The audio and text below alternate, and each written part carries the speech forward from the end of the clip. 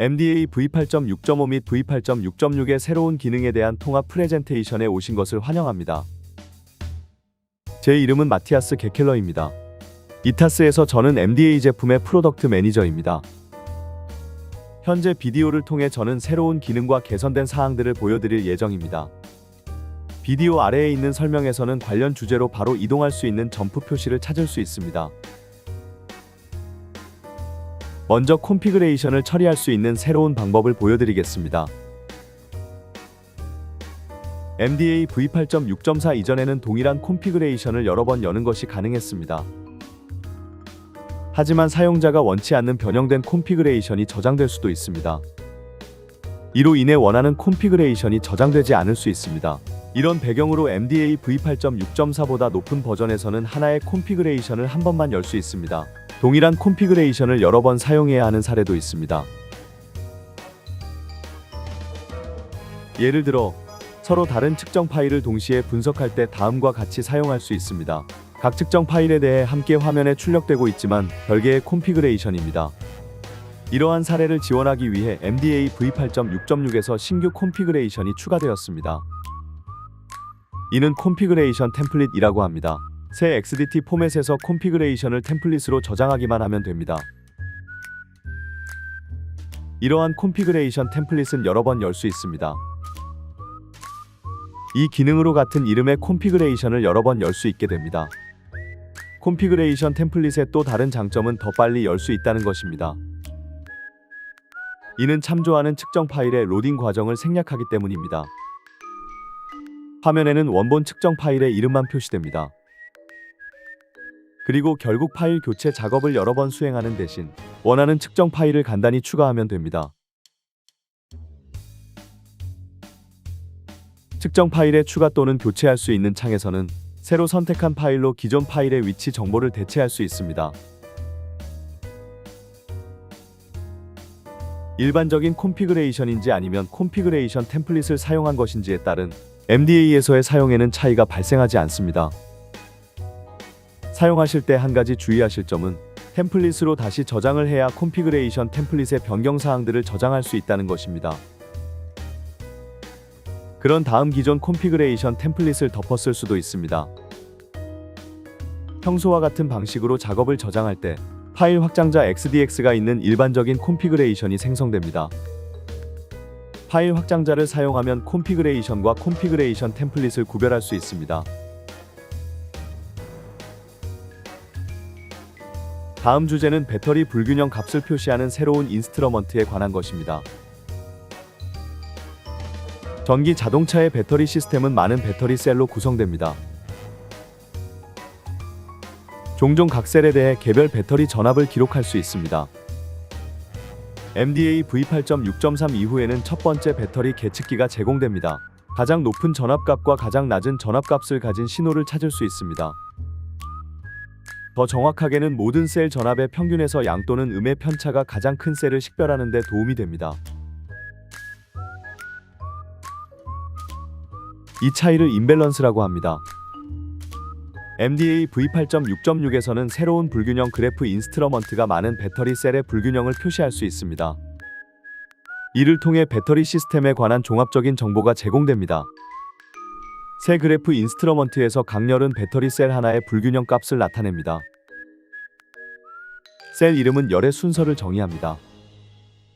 인스트러먼트는 일반적인 방식으로 동기화할 수 있습니다. 따라서 오실로스코프를 통해 특정 시점으로 이동할 수 있습니다. 불균형 그래프는 동일한 시점에 대한 모든 개별 셀 값의 개요를 보여줍니다. 비교를 더 쉽게 하기 위해 가장 적은 불균형 값과 많은 불균형 값을 수평선으로 보여줍니다. 각 셀은 말풍선을 통해 정확한 불균형 값과 신호의 이름이 표시됩니다.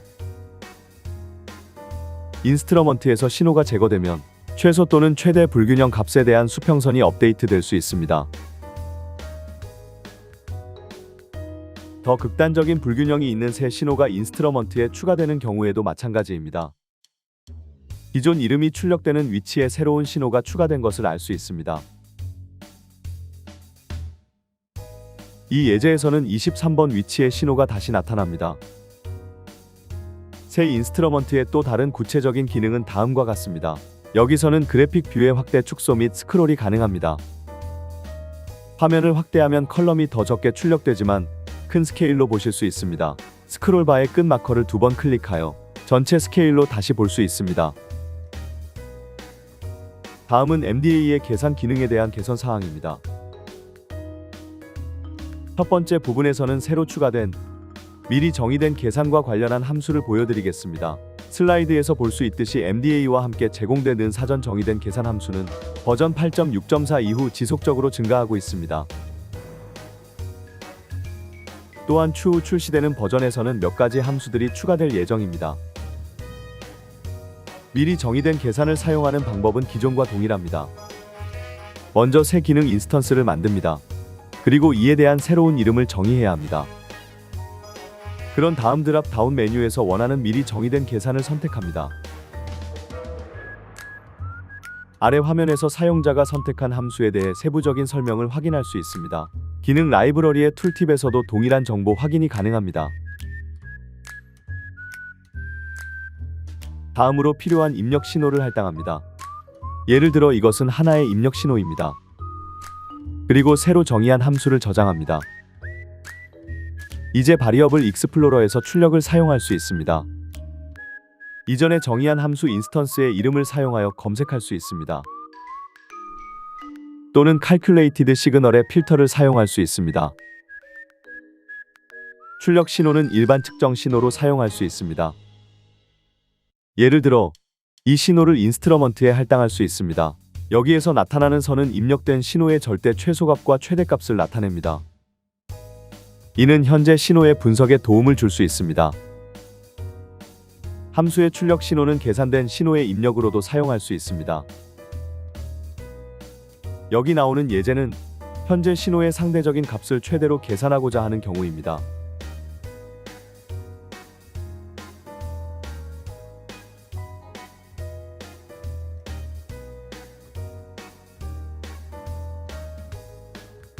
미리 정의된 계산을 위한 두 번째 예제에서 입력 신호의 수는 엄격하게 정의되어 있지 않습니다.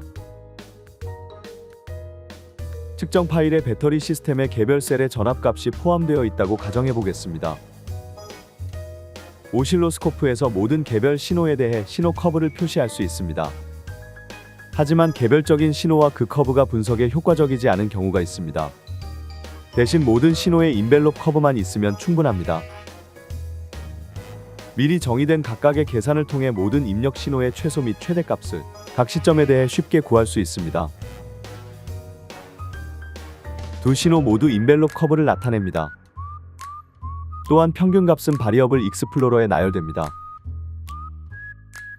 오실로스코프의 모든 개별 셀 신호를 할당하는 대신 계산된 최소 및 최대 출력만 선택할 수 있습니다. 이렇게 하면 표현이 더 명확해집니다. 하지만 극단적으로 발생하는 최대 불균형 값이 손실되지 않도록 보장해줍니다. 인벨롭 커브를 사용하여 배터리 전압에서 특이사항이 있는 지점으로 이동시킬 수 있습니다. 세 번째 예는 몇 가지 특수 출력 신호에 관한 것입니다. 전기차가 충전소에 연결되면 배터리 시스템과 충전소는 소위 컨트롤 파일럿 신호와 통신합니다.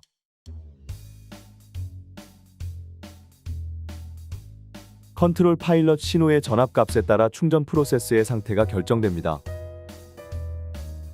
신호의 듀티 사이클은 최대 충전 전류를 정의합니다. 충전 프로세스의 상태에서 볼 수 있듯이 음성 출력 값도 정의됩니다. 표준에서는 교류 충전 상태 및 교류 충전 전류로 새롭게 사전에 정의된 두 개의 계산 값의 기초가 됩니다. 첫 번째 MDA는 전압 레벨을 결정해야 합니다. 각각의 출력을 컨트롤 파일럿 피크 전압이라고 합니다. 이 숫자 신호 외에도 표준에 정의된 다른 모든 출력을 사용할 수 있습니다. 숫자 또는 음성 출력 값을 가질 수 있습니다.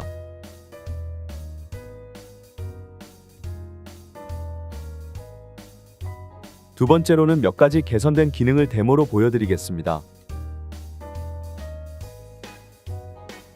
먼저 함수 인스턴스를 복사하여 붙여넣을 수 있고 기존 인스턴스를 다른 입력 신호와 함께 빠르게 재사용할 수 있도록 합니다.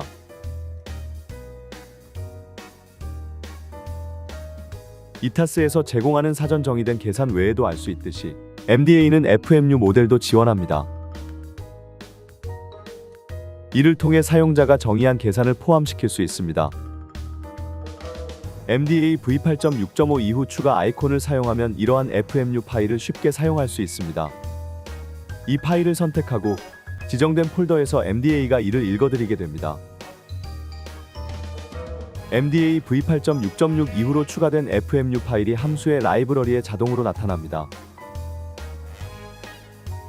또한 상태 표시줄의 메시지가 새 항목에 대해 알려줍니다. MDA v8.6.5와의 차이점은 현재 콘피그레이션이 함수 라이브러리의 새 항목을 표시하기 위해 다시 작동시켜야 했다는 점입니다. 그리고 마지막으로 기능 인스턴스를 콘피그레이션 간에 쉽게 교환할 수 있습니다. 원하는 기능 인스턴스를 포함하는 콘피그레이션을 가져오면 됩니다. 임포트 창에 선택 가능한 인스턴스가 출력되며 이를 선택하실 수 있습니다. 임포트 창에 모든 기능 인스턴스가 나타납니다. 즉, MDA의 사전 정의된 계산에 기초한 것입니다. FMU 모델을 사용하는 것도 마찬가지입니다. 그러나 FMU 모델을 기반으로 계산을 수행하기 위해서는 각 FMU 파일이 있어야 합니다. 선택적으로 FMU 파일을 대상 시스템에 복사해야 합니다. 다음에는 디바이스 매핑 다이알로그에 대해 몇 가지 개선된 기능을 안내해 드리겠습니다.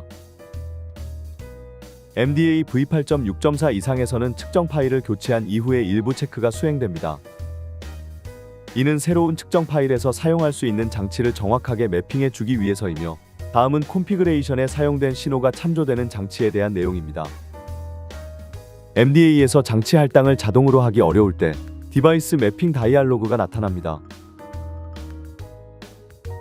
대화 상자에서 왼쪽의 항목은 새 측정 파일에 있는 장치를 나타냅니다. 오른쪽 화면의 컬럼은 콘피그레이션의 신호에 의해 참조되는 모든 장치를 나타냅니다. 대화 상자 중앙에서 장치 할당이 완료됩니다. 이 예제에서와 같이 MDA v8.6.6은 장치를 미리 매핑하려 합니다. 이는 장치 정보 또는 ECU 정보를 명확하게 매핑할 수 있는 경우에 수행됩니다. 이 예제에서는 새로운 측정 파일과 콘피그레이션의 ECU 정보가 없는 항목이 하나 있습니다. 따라서 이 두 항목은 미리 매핑되어 있습니다. 새 측정 파일의 나머지 항목은 오른쪽 항목의 수동으로 매핑할 수 있습니다. 매핑된 것을 확인한 후 MDA는 콘피그레이션에 포함된 모든 신호를 새 측정 파일에서 동일한 이름의 신호로 교체하려고 합니다. 따라서 매핑 대화 상자에서의 이뤄진 ECU 장치의 할당은 엄격하게 유지됩니다. 이 예제에서는 캐치라는 이름의 신호에 대해 확인할 수 있습니다. MDA에서는 ECU 장치의 조합에 해당되는 신호를 찾을 수 없습니다. 하지만 여기에는 다른 장치 정보가 포함되어 있습니다. 슈투트가르트라는 이름의 장치를 방갈로르라는 이름의 장치에 할당했을 때 MDA는 다른 장치의 신호와 교체하시면 안됩니다. 이제 장치 매핑 대화 상자가 나타나면 어떻게 해야 할지 보겠습니다. 일반적으로 측정 파일의 모든 신호 이름이 다른 경우 장치 매핑을 수동으로 하는 과정을 건너뛰어야 합니다. 이를 통해 MDA는 당신이 매핑한 내용을 엄격하게 유지시킬 수 있기 때문입니다. 수동 매핑을 건너뛰기 위해서는 언두를 사용하고 파일 교체를 다시 시작합니다. 이번에는 MDA가 자동 매핑을 할 수 있도록 새 옵션으로 시작합니다. 이제 대부분의 경우 MDA는 새 측정 파일과 콘피그레이션 모두에서 한 번만 사용할 수 있는 모든 신호를 대체할 수 있습니다. 그러나 더 복잡한 경우도 있을 수 있습니다. 예를 들어 콘피그레이션이 시간이 지남에 따라 변경되고 이름은 같지만 다른 장치에서 파생되는 신호가 선택된 경우입니다. 다른 예제 파일을 살펴보겠습니다. 이것은 MDA에 의한 사전 매핑을 더 명확하게 보여줄 것입니다. 여기서 새 측정 파일과 콘피그레이션 모두 슈투트가르트라는 용어를 장치 정보로 갖는 신호를 포함합니다. 또한 ECU 항목 타운과 시티는 모두 고유한 명칭입니다. 따라서 MDA는 시티 슈투트가르트와 타운 슈투트가르트 매핑을 제한합니다. 다시 강조하지만 여기서의 신호가 교체되는 것은 엄격하게 유지될 것입니다. 따라서 일치하지 않는 상태의 신호가 발생할 수 있습니다. MDA는 엄격한 장치 매핑을 적용하더라도 모든 신호를 교체할 수 있는지 여부를 파일 교체 단계에서 이미 확인합니다. 이 경우 장치 매핑 대화 상자가 표시되지 않습니다.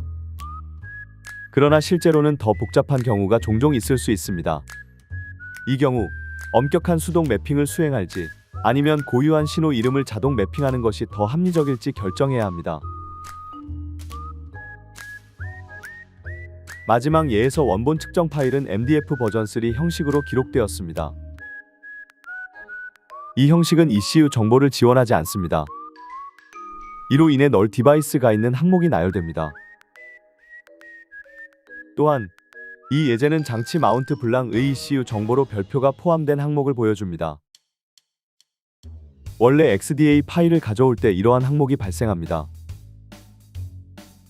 또한 XDA 파일에는 ECU 정보가 포함되어 있지 않습니다. XDA 형식의 제한 사항을 가능한 방식으로 처리하기 위해 별표가 자리 표시 기호로 사용됩니다. 그리고 장치 매핑 대화 상자에 대해 마지막 내용이 있습니다. MDA v8.6.5부터는 대화 상자에서 온라인 도움말에 직접 접근이 가능합니다. 여기서 대화 상자의 일반적인 사용법에 대해 확인할 수 있습니다. 또한 MDA가 신호를 명확하게 식별하는 방법과 ECU 및 장치에 대한 설명이 있습니다.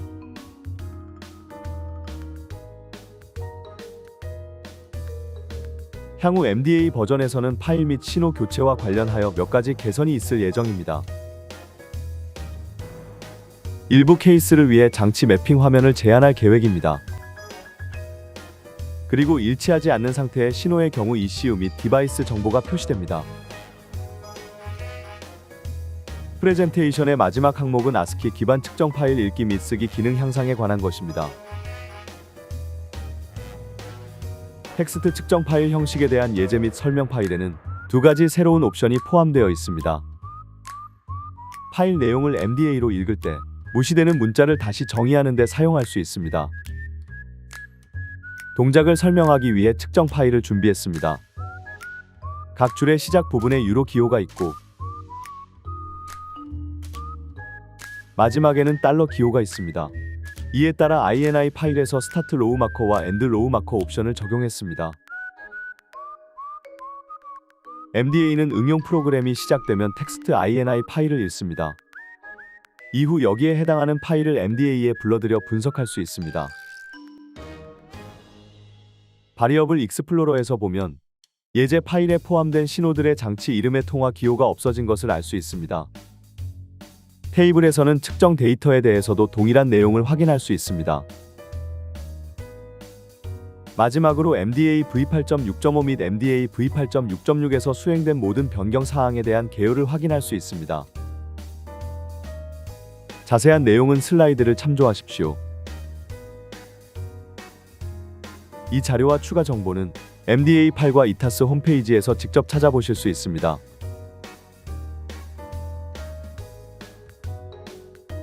MDA8에 관심을 가져주셔서 감사합니다.